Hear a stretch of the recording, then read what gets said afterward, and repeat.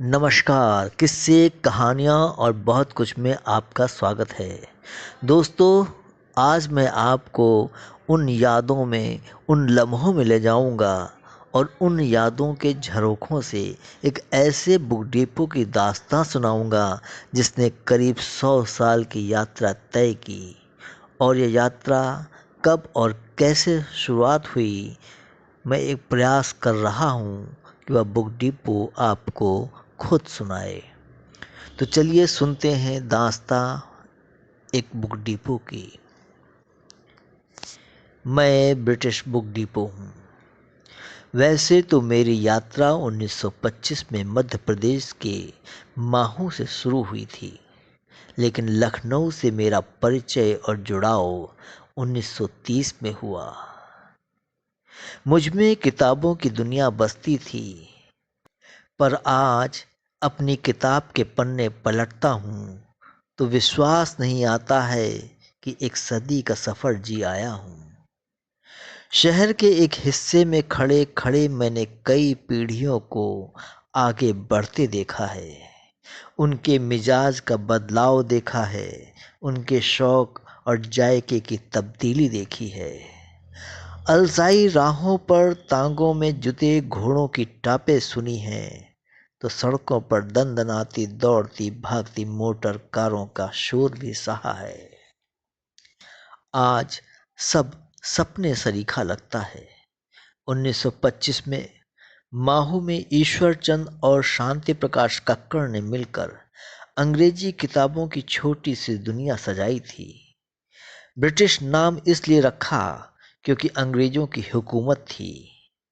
इसी नाम की वजह से अंग्रेजी शासकों को मैं बहुत पसंद आया था। 5 साल बाद 1930 में ईश्वरचंद और शांति प्रकाश कक्कड़ की ये जोड़ी टूट गई, लेकिन प्रेम भाव दोनों में वैसा ही बरकरार रहा। माहू की दुकान किसके हिस्से में आएगी, इसका निर्णय भी सिक्का उछाल कर किया गया। माहू की दुकान ईश्वरचंद जी के पास रह गई और मैं शांति प्रकाश कक्कड़ के साथ ब्रिटिश बुक डिपो का नाम लेकर लखनऊ आ गया।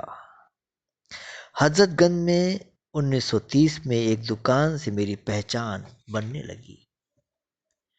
शांति प्रकाश जी ने अंग्रेजी किताबों की बिक्री शुरू की।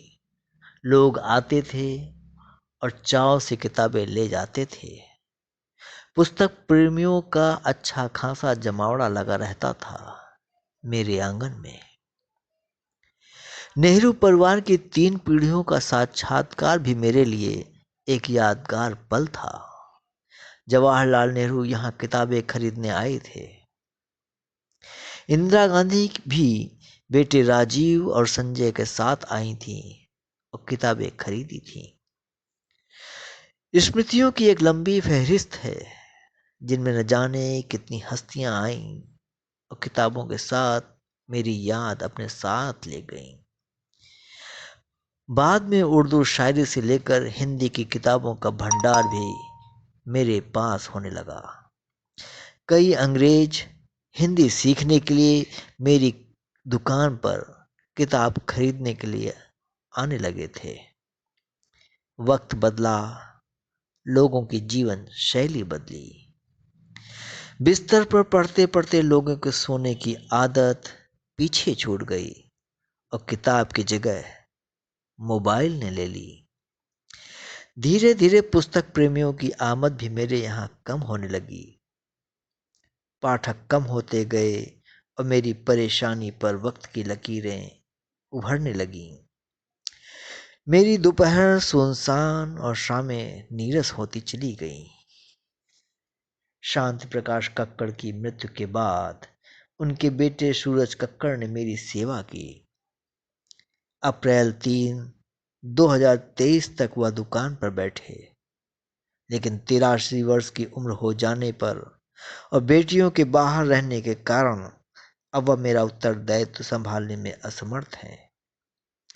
मुझे बिल्कुल भी मलाल नहीं है, बल्कि इतना प्यार देने के लिए उनका आभार। जैसे हर किताब को पढ़ते पढ़ते अंतिम पृष्ठ आता है, मेरा भी आखिरी पन्ना आ गया। तारीख 4 अप्रैल 2023। अब मैं आपसे अलविदा। अपनी दुआओं में मुझे याद रखना। तो दोस्तों, ये एक किस्सा था, कहानी थी, यादों के झरोकों से उस बुक डिपो की जिसने करीब 100 साल तक हम सब की सेवा की, और अब वह दुकान, वह डिपो बंद हो चुका है। ब्रिटिश बुक डिपो के नाम से मशहूर रहा है। कार्यक्रम अच्छा लगा हो तो लाइक करिएगा, सब्सक्राइब करिएगा।